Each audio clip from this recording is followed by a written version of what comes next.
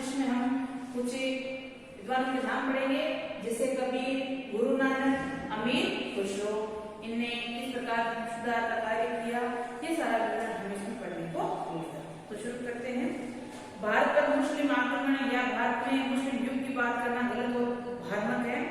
इस्लाम ने भारत पर आक्रमण नहीं किया, पर भारत में कुछ सदियों के बाद आया आक्रमण तुरंत जो मोहम्मद था ने किया था। आपने कल देखा था मोहम्मद गजनी के बारे में हमने पढ़ा था किस प्रकार वो भारत पर आक्रमण करते हैं और भारत से कई प्रकार की खजाने से सोना चांदी पैसे वगैरह लूट कर अपने इमाम गजनी ले जाता है और बाद में उसकी मृत्यु के बाद गजनी पर अफगान अपना अधिकार कर लेते हैं और फिर अफगानी है वो भारत की ओर आक्रमण करना शुरू कर देते हैं और धीरे धीरे भारत में आकर वो जड़ें जमा लेते हैं।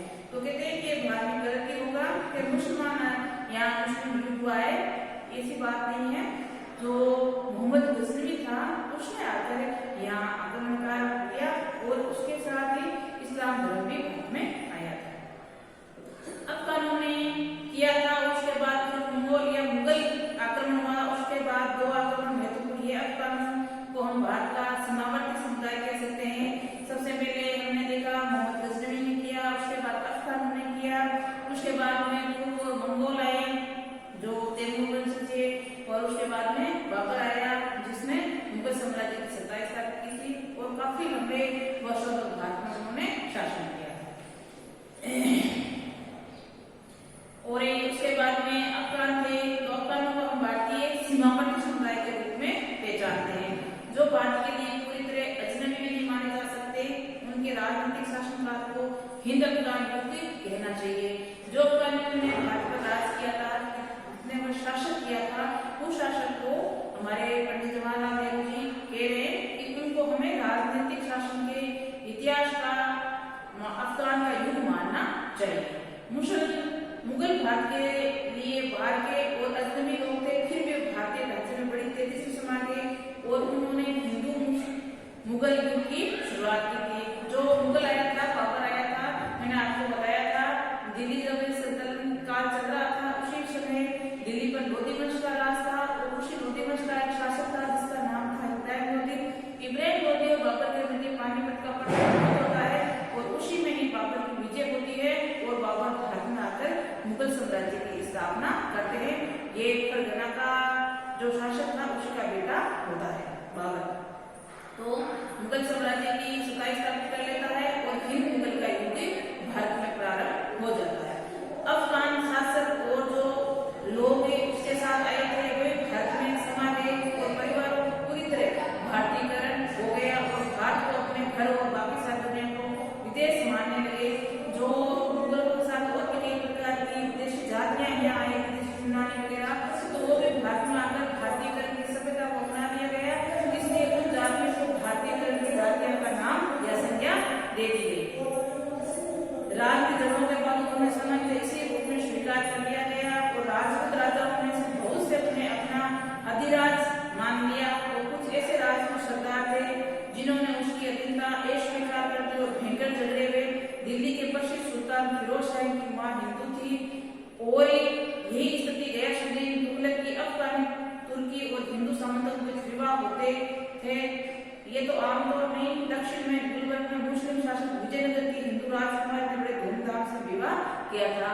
अंतर्जातीय बात बताई जा रही है, इसमें कहते हैं कि जो फिरोज शाह था उसकी माँ वो हिंदू थी और हम गैर-मुस्लिम तुगलक की बात करें तो उसके भी माता पिता थे, अलग अलग धर्म के थे और फिर कहते हैं कि विजयनगर की जो राजकुमारी थी उन्होंने भी यहाँ बड़े धूमधाम से विवाह किया था। तो अंतर्जातीय विवाह चल रहे थे। इसी दौर में मुसल प्रशासन का विकास हुआ और यातायात के साथ विशेष रूप से सुधार हुआ।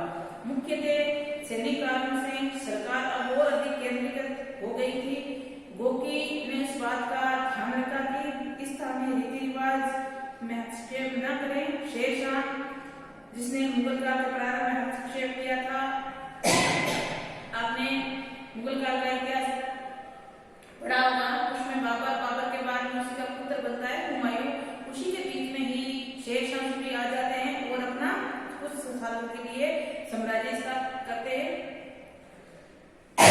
उसको हम सूर साम्राज्य के नाम से जानते हैं। ये बात यहाँ की गई है कि जो मुगल काल चल रहा था उसी समय शेरशाह सूरी ने कुछ समय के लिए आकर यहाँ अपना आधिपत्य स्थापित कर दिया। आगे हम देखें तो अफगान शास्त्र में सबसे योग्य था कौन है? शेरशाह सूरी। उन्हें ऐसी मार्गदर्शक व्यवस्था की नींव डाली जिसका आगे चलकर अकबर ने विकास किया और अकबर ने प्रसिद्ध राजस्व मंत्री जिनका नाम था टोडरमल को नियुक्त किया। पहले शेरशाह ने हिंदू की क्षमता का अफगान शासन अधिक उपयोग करते थे।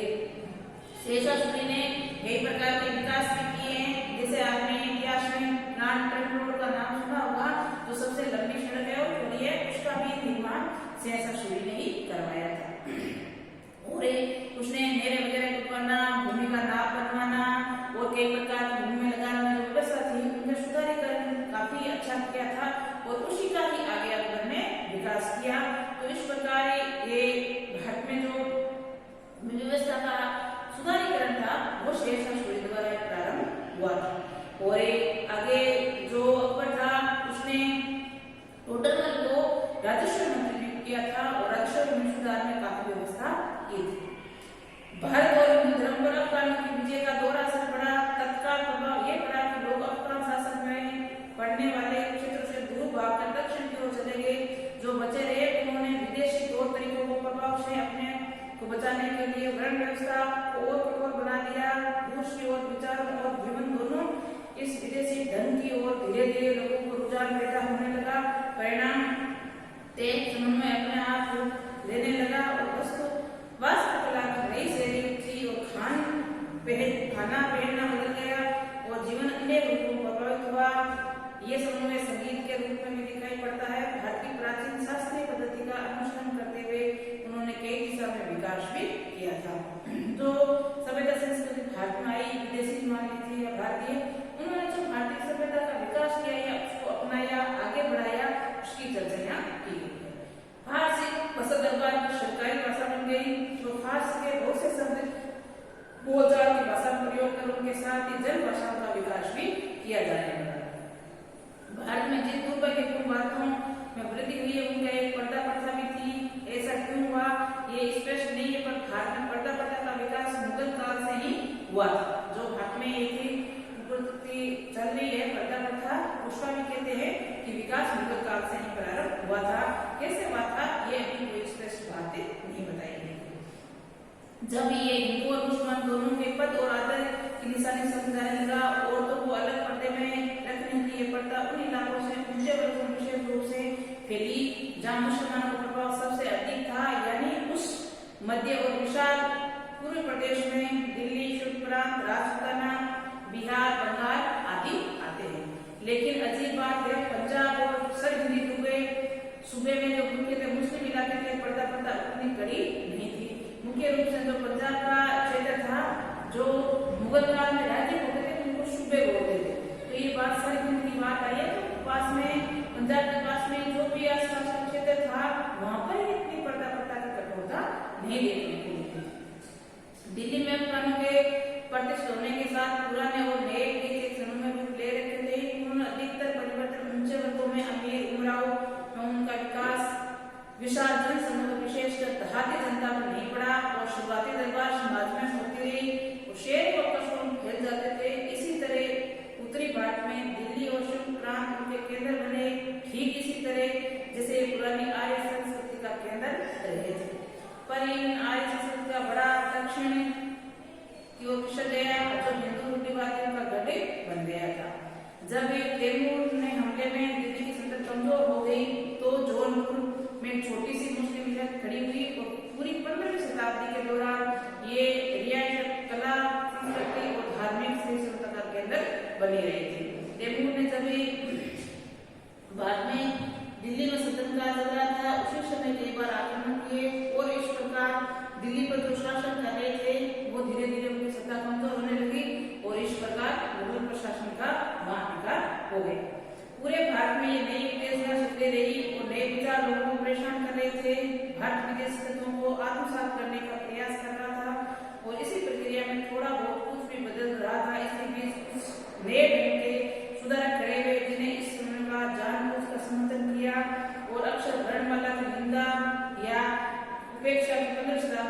में रामानंद और उनके साथ अधिक प्रसिद्ध शिष्य जैसे कबीर, कबीर की साखियां आज भी बहुत ही लोकप्रिय है। हम हिंदी के अंदर कबीर की साखियां और कबीर के पद को हमने अध्ययन किया है। तो कबीर कहते हैं कि काफी अच्छे थे लेकिन पढ़े लिखे नहीं थे। तो उनके गुरु था, शिष्य था धर्मदास, उसने उनके जितने भी कविता वगैरह संग्रह था उनको एक बीज के रूप में संग्रहित किया था। तो उसी के अंदर कबीर की जैसे हम साखियां, पद, रेमनी ये सारे पढ़ते हैं और उसमें आज भी काफी लोग चर्चा में या लोकप्रिय माने जाते हैं कबीर पर। और उत्तर में गुरु नानक जो सिख धर्म के संस्थापक माने जाते हैं। हमने देखा था जो पंजाब के अंदर या उत्तर भारत में जब मुगल प्रशासन था तो उसके अत्याचार काफी बढ़ गए थे। तो अत्याचार को रोकने के लिए वहां पर एक महापुरुष का जन्म हुआ जैसे गुरु नानक का, और वही उन्होंने सिख धर्म की स्थापना की थी। और भी बाद में आगे हम देखते जाए तो लगातार 10 गुरुओं का होता है, जैसे अंगद होते हैं, अमरदास होते हैं, रामदास होते हैं, अर्जुन देव होता है। अर्जुन देव को जहांगीर ने मृत्युदंड दे दिया था। उसके बाद में आते हैं नौनोकर के जिनका नाम होता है तेग बहादुर। तो औरंगजेब उसी समय शासनकाल कर रहे थे। तो उन्होंने औरंगजेब ने तेग बहादुर से कहा था कि आप इस्लाम धर्म कबूल कर लीजिए, लेकिन उन्होंने इनकार कर दिया। तो इसी के तहत उनका सिर कटवा दिया था। इस प्रकार वो अपने धर्म को पवित्र न करने के बदले में कई बलिदान भी देने पड़े थे। और अंतिम और 10वें गुरु थे गुरु गोविंद सिंह, और उसके बाद में जो गुरु प्रथा थी उसको समाप्त कर दिया था। और हमारे जो सिख धर्म के संस्थापक थे गुरु नानक जी, उसने कई प्रकार की यात्राएं की थी जिसमें मनुष्य जात एक है, ईश्वर को उपासना में महत्ता का, ज्ञान की महत्ता का संदेश दिया। और उन्हीं यात्रा जो गुरु नानक ने जो यात्राएं की थी उन्हीं यात्राएं को हम उदासियां के नाम से जानते हैं। और ये पूरे भारत में पूरे घूम कर उन्होंने मनुष्य जात एक है, मुस्लिम जात पात के नाम पर भेदभाव नहीं करना चाहिए, इस प्रकार की शिक्षा उन्होंने दी थी। इस प्रकार धर्म के प्रति वो सहिष्णुता का कार्य किया। और पूरे हिंदू धर्म में इन सुधारों पर विचार का प्रभाव पड़ा। तो भारत में इस्लाम का स्वरूप दूसरे स्थान पर उसका स्वरूप किसी हद तक भिन्न हो गया। और इस्लाम के एकेश्वरवाद में हिंदू धर्म को प्रभावित किया। और हिंदू में एक बहु देवताओं का प्रभाव भारतीय मुसलमानों पर पड़ा, जिसमें अधिकतर भारतीय मुसलमान ऐसे थे जिन्होंने धर्म परिवर्तन किया। उसका पालन पोषण प्राचीन परंपरा से हुआ आ रहा है। धीरे धीरे और बाहर से आने वाली संख्या अपेक्षा करते कम होने लगी। आगे हम देखें विदेशी के भारत में अधिकाधिक आत्मसात होने का सबसे महत्वपूर्ण संकेत उसके द्वारा देश की आम भाषा का प्रयोग था। गरचे दरबार की भाषा फारसी बनी। और आरंभ के लिए सबसे प्रसिद्ध अमीर पुरुष थे वो तुर्क थे। और उनका परिवार 2 या 3 पीढ़ी से संयुक्त राज्य में बसा हुआ था। अमीर पुरुषों की बात करें तो अमीर पुरुषों ने उनके प्रति तेजी से कार्य किए। और 14वीं शताब्दी के दौरान कई अफगान सुल्तानों के शासनकाल में वे फारसी के चोटी के कवि थे और उन्हें संस्कृत का भी ज्ञान था। वे महान संगीतकार थे और उन्होंने भारतीय संगीत में कई मौलिक उदाहरणाएं भी कहा जा सकता है। भारत में लोकप्रिय तंत्री वाद्य सितारा का आविष्कार उन्होंने किया था। और उन्होंने ऐसे कई विषयों की रचना की जिसमें भारत ने विशेष प्रगति की, जैसे धर्म, दर्शन, शास्त्र, भाषा, व्याकरण के अतिरिक्त संगीत, गणित, विज्ञान और आम का फल, इस प्रकार की कई प्रकार की भाषाओं का उन्होंने किया। उनकी प्रसिद्धि का आधार उनके लोक प्रसिद्ध गीत है जिन्हें बोलचाल की भाषा में हिंदी में लिखा गया है। उन्हें ग्रामीण जनता के उनकी भाषाएं नहीं बल्कि उनके रीति रिवाज, रहन सहन के ढंग का वर्णन किया है। उन्होंने विभिन्न ऋतुओं और जीवन के विभिन्न पहलू के गीत लिखे हैं। गीत अब भी उत्तर और मध्य भारत के किसी गांव या नगर में सुनाई पड़ते हैं। वे कुछ के जो गीत है वो काफी प्रचलित है और प्रत्येक गाँव में या आपके हम आसपास के इलाकों में ये काफी हमें आज भी सुनने को मिलते हैं। अमीर खुसरो ने अनगिनत पहलियों भी लिखी। अपने लंबे जीवन काल में खुसरो अपने गीतों और पहलियों के लिए बहुत प्रसिद्ध हुए थे। और ऐसी कोई मिसाल नहीं मिलती जहाँ 600 साल पहले लिखे गए गीतों की लोकप्रियता आम जनता में बीच बरकरार बनी हो। कहते हैं कि लगभग आज से 600 साल पहले की बात है जब खुसरो द्वारा लिखी गई पहलियां और गीत है वो आज भी जनता में काफी लोकप्रिय देखने को मिलते हैं। बोलो और बिना परिवर्तन किए अभी उनकी तरह गीत गाए जाते हैं। जो उन्होंने भाषा बनाई थी या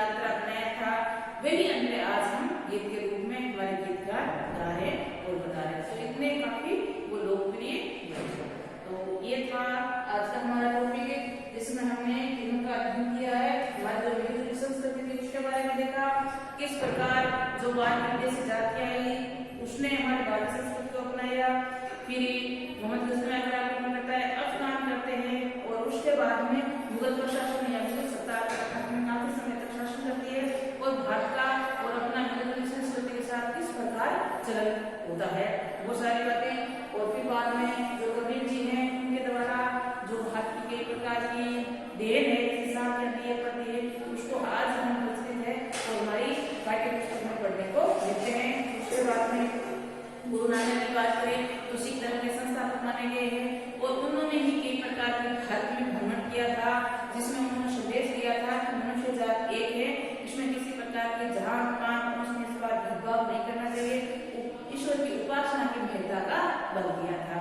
और उसके बाद में अमीर खुशरो की कई भाषाएं में उनके गीत और ये पेरियां लिखी हुई है, और आज भी हम उनके गीत और पेरियों को बड़े आदर सम्मान के साथ उनका गाया जाता है। उसमें बिल्कुल भी बदलाव नहीं किया गया है, आज भी वैसा उपयोग दिया जाता है। तो ये था आज का हमारा टॉपिक, तो कल नए पढ़ेंगे इसी के साथ। नमस्कार।